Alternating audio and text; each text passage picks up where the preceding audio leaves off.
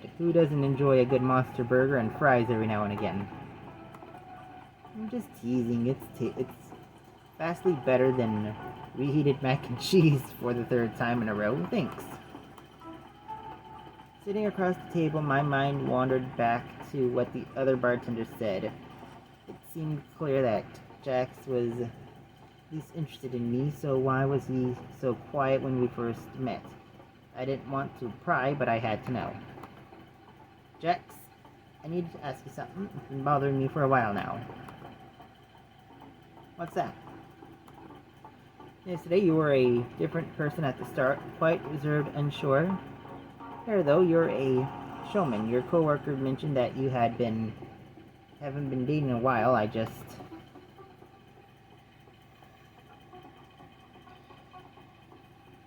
We need to be direct with him. What happened? It's not important. Well, it is important, but it's not a big deal. I want to make sure I'm not getting the wrong signals. I like you, Jax. It's a little painful still. Hard to talk about even with my friends. I figured. But I like the you I got to know when we first met. The you that I was with this after the movie. I don't want him to vanish on me.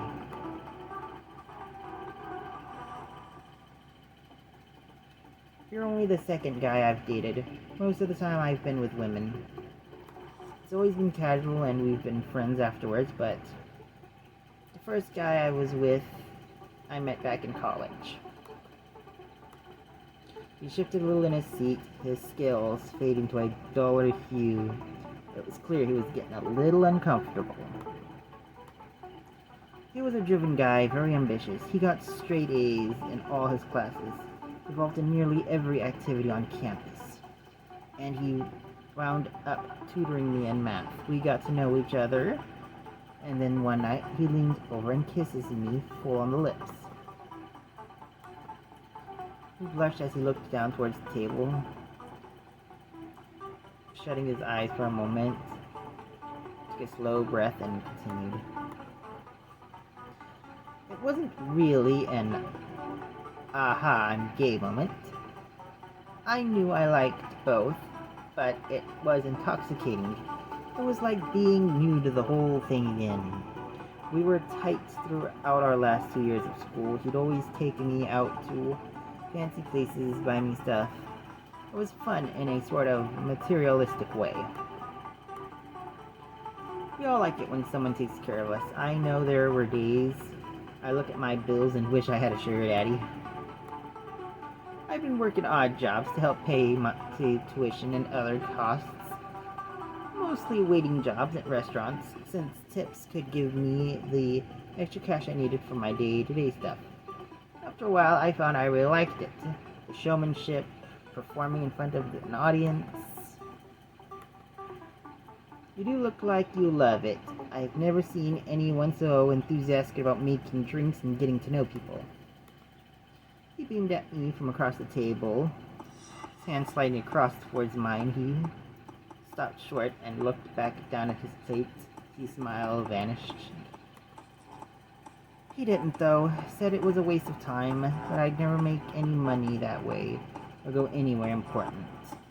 That's when the fight started. I broke it off, and we went our separate ways. I went back to girls, and he, last I heard, was off in New York somewhere, with a law firm or an investment bank or something. I don't get it. What does that have to do with you dating guys? He shrugged a little, lowered his gaze to the table. He was my first, and I guess I just assumed most guys were going to be like him.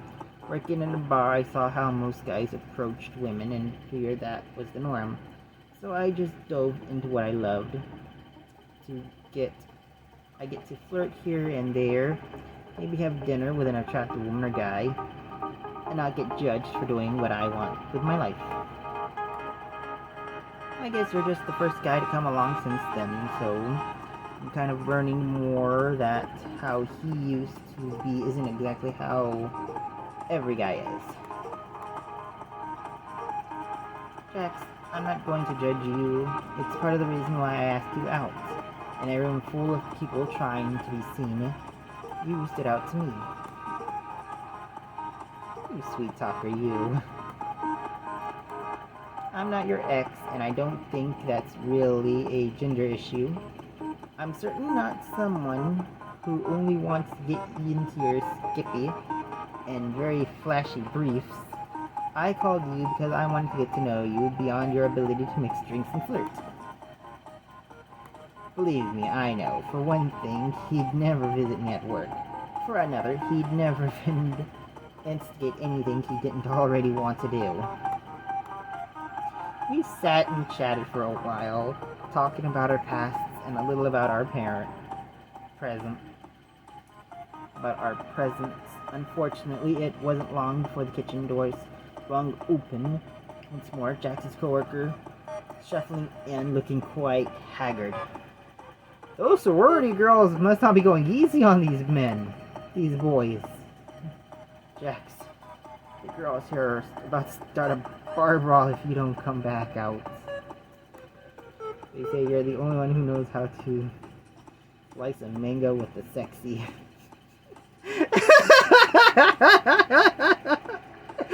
Oh, I don't want to know what that means either. Both of us snickered before turning back to each other. Give me a second to clean up. Tell them I'm grabbing all the melons they could want. The bartender nodded, smiled in relief before heading back out to the main room. Two of us took time to clean up and chatted a little bit more. Once we finished with our dishes, Jax turned to me with a resigned smile. Well, it seems my public awaits. Sorry to cut the date so short. The downside of being a working stiff these days. It's alright, not like the ample free time from unemployment is doing me much good. I'm glad we got some more time together. It's flattering really, considering how in demand you seem to be. Wouldn't have it any other way. I'm a total attention whore. I couldn't help but chuckle. It was comforting to see the confident, sharp-dressed guy who served me my first drink again. He always looked to be at his bluest. I expect a third date, maybe a third and a half date, considering this one wasn't nearly as much fun as our first. I'll try to make it a little more interesting than the back kitchen at your work. Next time I'll bring muffins and fireworks. Just know that setting the bar pretty high. He winked at me and took a step back as if to leave.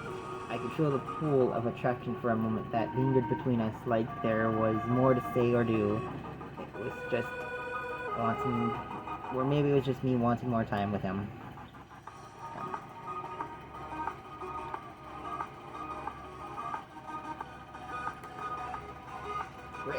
We're ending this half date off properly. Before he could walk away, I placed a hand gently on his shoulder. Once he turned, I leaned in close and pressed my lips firmly against his. He immediately melted into the kiss, his eyes fluttering shut as he pressed his body close to mine. The two of us held that moment for as long as we could, tongues touching as our hands clenched each other's tightly. Reluctantly, I pulled away and stroked his cheek softly. You can expect better than that on our next date. Wow. I didn't think I could look forward to it more than I already did. He coughed lightly and adjusted himself. Skimpy briefs as tight. He kissed me gently on the cheek and strode back into the club. Good night, handsome. Standing there, pulse pounding.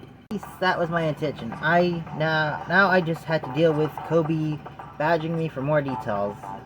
It was kind of fun being the one with something to talk about instead of him. And the story of a kiss like that one had to be shared.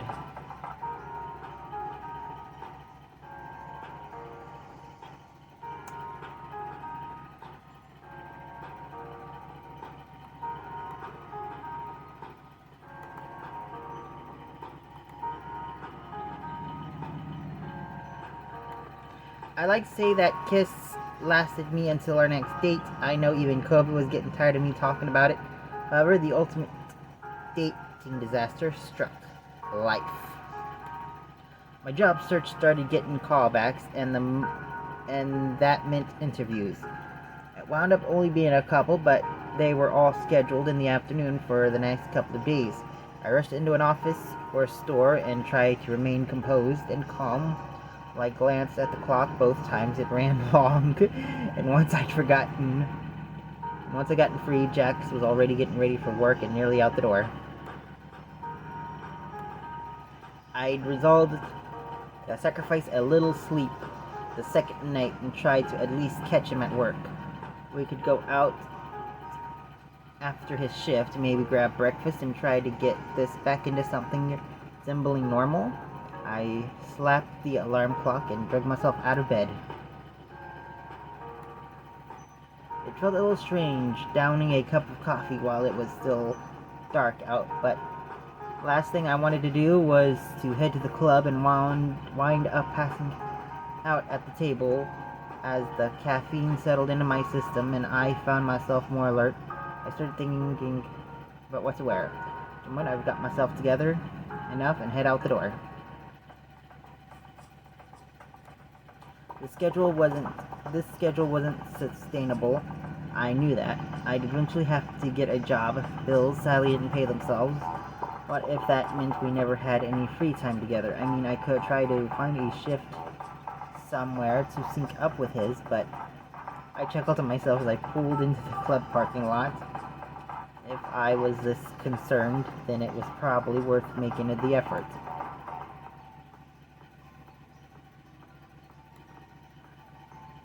The place was hopping packed from nearly wall to wall with people dancing, drinking, and generally having a good time. I wove my way through the diluting crowds, keeping an eye out for both Jax and any clubgoers who might try to drag me off again. I saw him briefly, bobbing like a little blue cork in a sea of rainbow colors, but I couldn't get close enough to wave him down. Disheartened, but not willing to give up, I managed to squeeze my way to the bar and found a seat.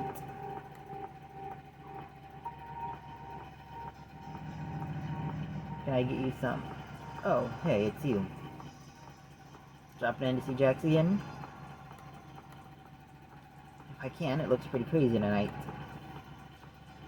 Yeah, we had another group come in an hour or so ago. I guess word is getting out about the club. It's great for business, but terrible for our personal lives. I haven't seen my SO in ages. That comment didn't bode well, but if he was still managing a relationship, there was hope at least. He poured me something to take the edge off and moved down the bar to the next customer. Meanwhile, I kept an eye out for Jax. He was helping a rather rowdy crowd of customers in the back booth. I waved and he noticed me, smiled brightly. Unfortunately, he didn't notice when two of them got up from the table and spun around and set down the last glass with a flourish. He collided with the two customers and sent both their drinks and the tray he was carrying to the floor with a crash. Despite it being barely audible above the pumping music, I flinched at the sound. I barely had time to get to my feet before the customer and Jax had collided with, shoving and yelling at him. Jax was turning a deep purple and apologizing profusely as I saw another person walk up, this one wearing a shirt and tie. Soon the three of them were at it with each other, and after a few more words, Jax turned, headed towards the door.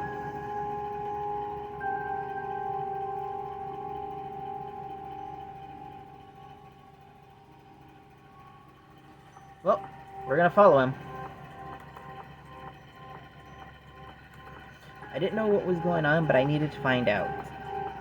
I slid my hand into my pocket before waving down the bartender as I reached to pull out a bill. Shook his head. Don't worry about it. It's on the house. Just check up on him, okay? I thanked him, stopped only to grab my keys before making my way towards the door. The mob was difficult to push through, and I could hear the customer in the back still complaining about the server.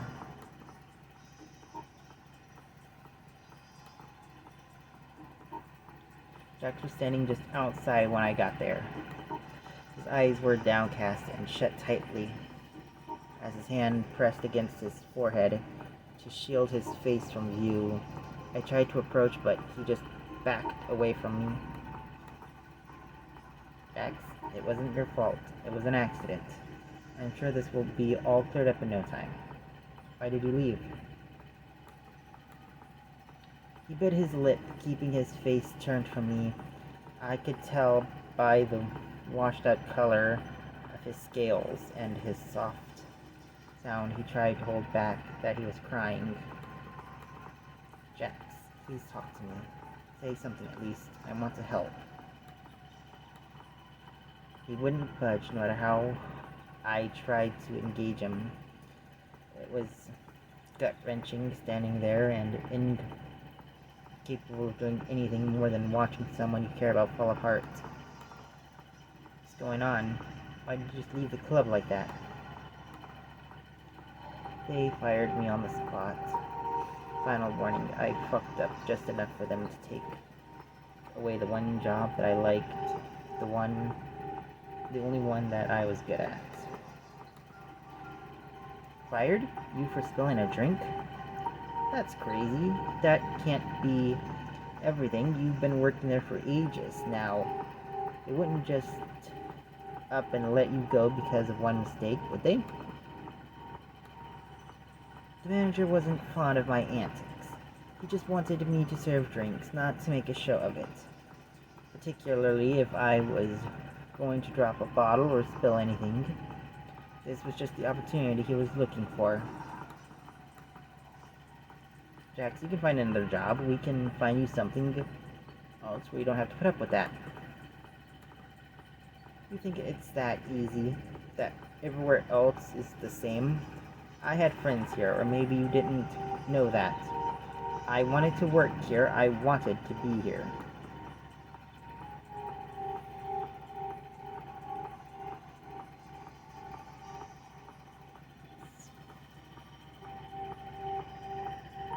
Let's try to de-escalate.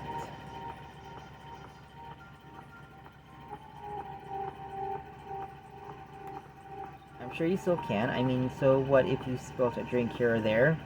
Most likely do it all the time. We can go back and fight this. Fight what? The guy who runs the place? And how do you expect to do that? We go back in tomorrow morning and have a long chat with him about the circumstances, and I'm sure we can work something out. We can't. We couldn't. It took me forever to get that job. Actually find something I enjoyed as a job.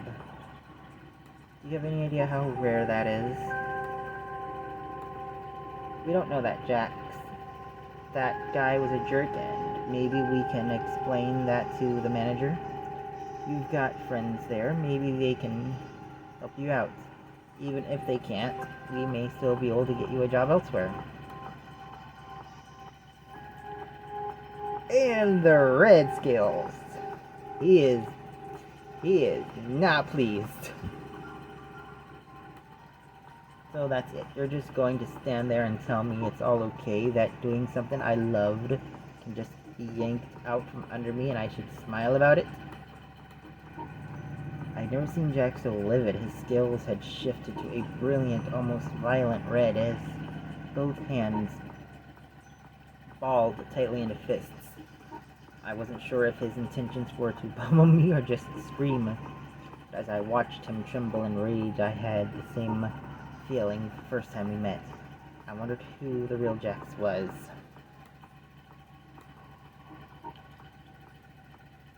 What do you want me to say, Jax? That everything is going to be okay? That we can walk back inside right now and have everything stay the same? Because I can't?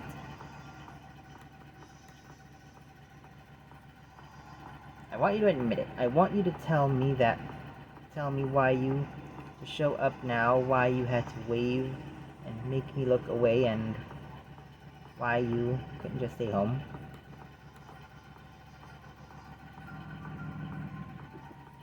This is my fault? That's what you're saying? You know how crazy that sounds right now? I gave up my night to get the chance to see you. Well, then maybe you shouldn't have come. You've been busy doing other stuff. Why come down now? Why this night? I didn't do anything, Jax. You spilled those drinks. You pissed off that jackass. It didn't even seem like you saw me. So don't... Saw me. So don't get to just blame me because it's convenient. I don't know why that just seemed to hit a nerve. Jax was no longer upset, he was livid and screaming at me.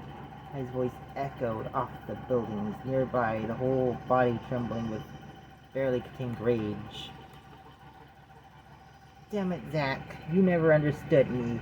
You never understood anything but your own fucking tiny little world. You never cared what to me, what I wanted to do. It's my life, my choice, and you can go to... Well, that came out of nowhere. Jack's shout hung there for a moment, his body trembling as the last echoes reverberated through the alleyways. His guild shifted color wildly, arms tensed, as if they were about to attack. It may have been the look of confusion on my face, or the shared silence beneath that flickering streetlight that brought him back to the sudden realization clear in his eyes. Oh crap, that wasn't... In a moment, it was as if his strings were cut. He fell to his knees on the sidewalk, just staring at me and through me. Aw, we're gonna comfort our bluish-red yelling blizzard. Wordlessly, I stepped forward. My movements didn't pull his gaze away at whatever he watched in his rictus of shock. Kneeling down, I slid my arms around him, pulled him closely to me as his chin came to rest on my shoulders. My body pressed close to his. The spell over him broke, and tears started to flow more freely. Alrighty, Ray, we're bookmarking it here for today.